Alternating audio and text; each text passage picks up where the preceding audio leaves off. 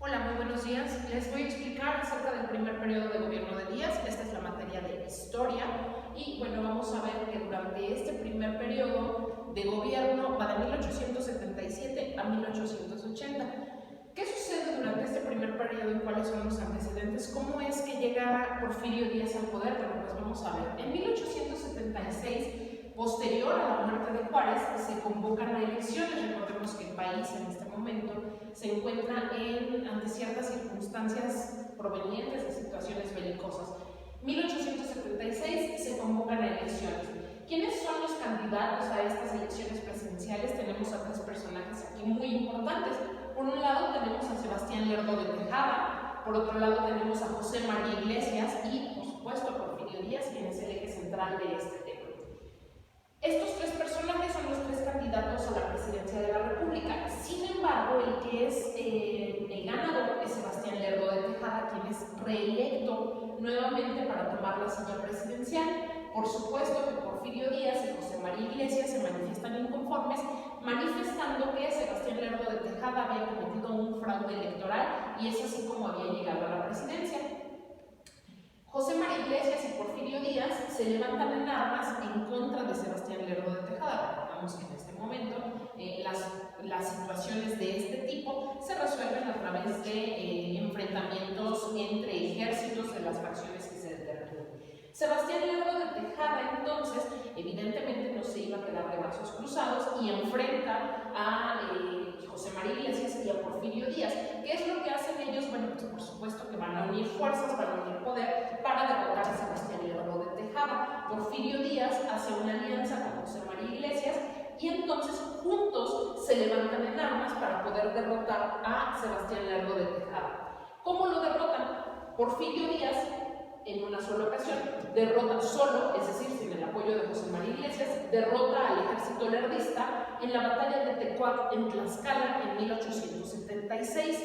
Posterior a esto, nuevamente une fuerzas con José María Iglesias y aquí, de manera definitiva, derrotan a Sebastián Lerdo de Tejada junto con su ejército. ¿Qué sucede con él? Bueno, pues sale huyendo del país, se va a Estados Unidos, se instala ahí y básicamente ahí termina el resto de su vida porque muere en Nueva York en 1889.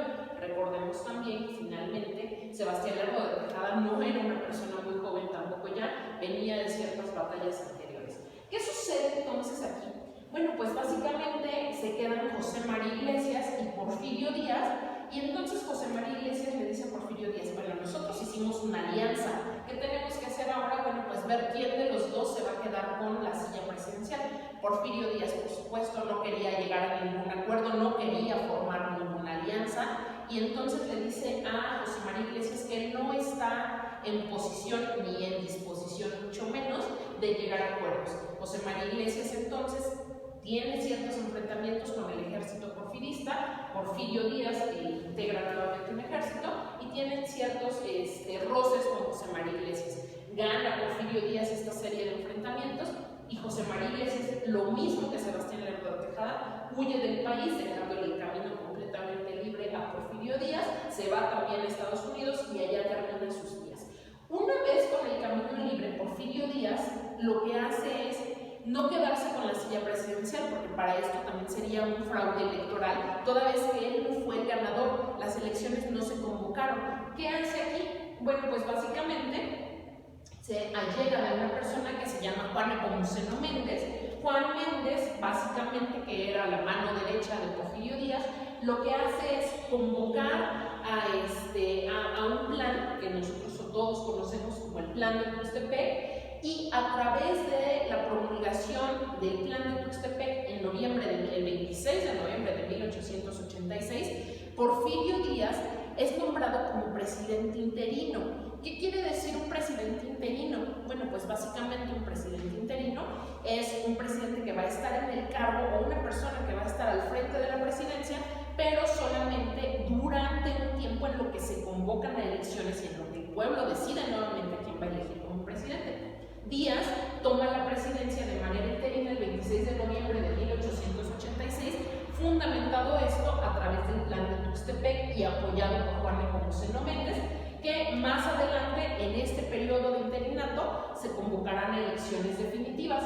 ¿Qué sucede con todo este antecedente? ¿Qué pasa? Ya en algún momento o cuando estuvimos explicando esto, bueno, pues ya les había yo dicho que es un antecedente muy importante porque Sebastián Lerdo de Tejada, si bien había sido una de las facciones contrarias a Juárez, pero venía del antecedente de la presidencia de Juárez.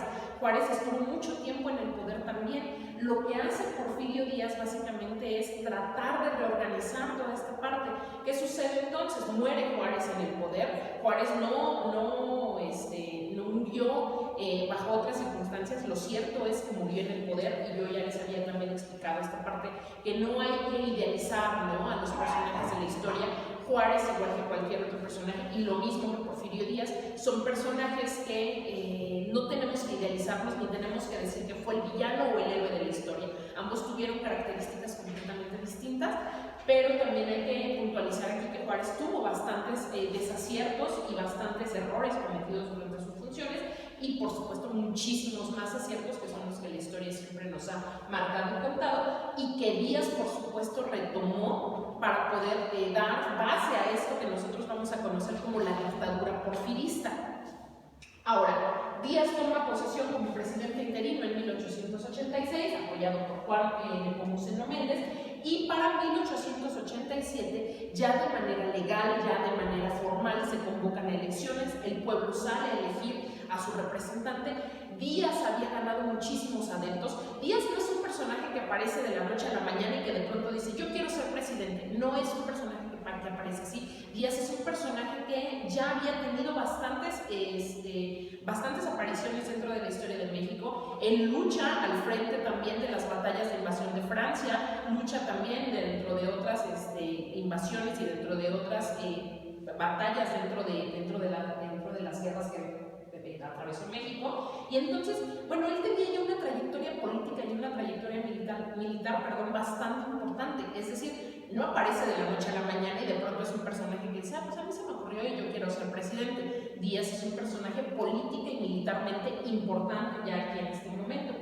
Ya entonces, en 1877, cuando Juan Méndez convoca a elecciones, el pueblo sale a elegir. Por supuesto que Porfirio Díaz tenía bastantes adeptos, tenía el cariño del pueblo sin lugar a dudas.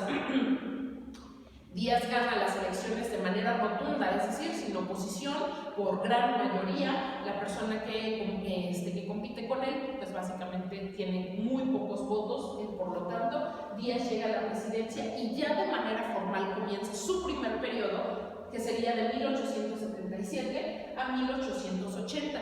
¿Por qué su primer periodo? Porque apoyado en el principio de no reelección que él respetó en un primer momento, en 1880, que termina su periodo presidencial, se convocan a elecciones, pero eso lo dejamos para un momento.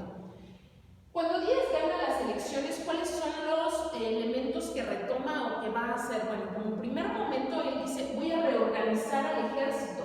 ¿Por qué? Bueno, pues porque el ejército estaba dividido, teníamos todavía quienes apoyaban a Lerdo de Tejada, muy pocos, pero era la facción lerdista. Había todavía por ahí algunos iglesistas, por supuesto tenemos a los porfiristas, y entonces él dice, voy a reorganizar al ejército, y una vez reorganizado este ejército, lo que hace es dividirlo en facciones y colocar batallones en distintos puntos estratégicos del país para poder tener el control militar. Situación similar quizá a la que vivimos en la actualidad, bajo diferentes contextos sociales y políticos, por supuesto, pero ese fue uno de los grandes aciertos que tiene Díaz. Reorganizar al ejército, dividirlo en facciones y colocar distintos batallones en distintos puntos del país. Ese es el primero.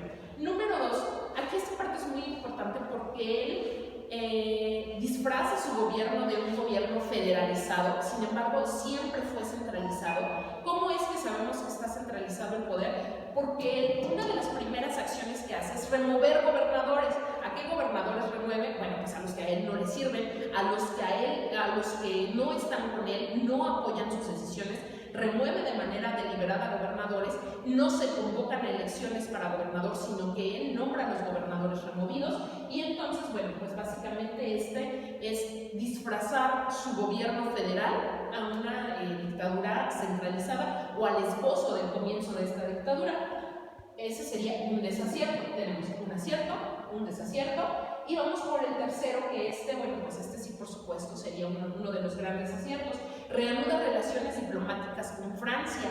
Porfirio Díaz decide reanudar estas relaciones diplomáticas, toda vez que las relaciones diplomáticas no solamente van de tener una buena relación con el otro país, sino evidentemente en condiciones económicas, sociales, políticas, etc.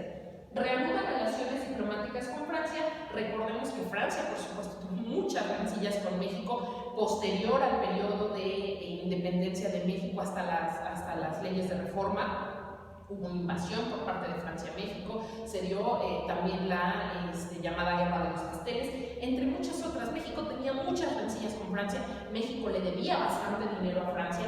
Lamentablemente, cuando México se independiza, nacemos como un país endeudado. Se le piden préstamos a Inglaterra, se le piden préstamos a Francia, al mismo Estados Unidos, que apenas comenzaba a formarse y a forjarse, pero al final de cuentas México nace como un país endeudado, y entre esas deudas pues tenemos a Francia.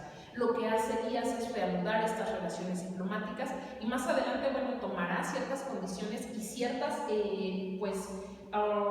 condiciones francesas, porque él tenía la idea de convertir a la Ciudad de México en el pequeño París, decía él. Más adelante, en las siguientes etapas del porfiriato, les estaré contando cómo es que hace, cuáles son las condiciones sociales que hace Díaz en cuanto a la Ciudad de México para poder convertir a la Ciudad de México, él decía, en su pequeño París.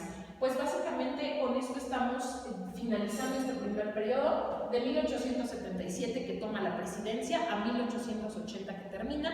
En 1880, que termina su gobierno, su periodo de presidente por primera vez, pues considerando el periodo, el formato de no reelección, pues se convocan a elecciones presidenciales, y en estas elecciones presidenciales hay 3 candidatos.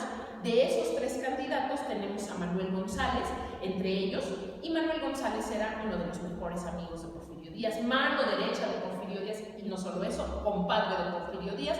Gana las elecciones, él se ostenta como presidente de 1880 a 1883, y básicamente pues solamente es la figura del presidente, porque bueno, atrás de él está Porfirio Díaz dirigiendo todo, y más adelante pues vamos a ver cómo es que llega nuevamente al poder. Todos lo sabemos a través de fraudes electorales, pero con este proceso 1870-1883, con el gobierno de Manuel González, comienza la dictadura del porfiriato.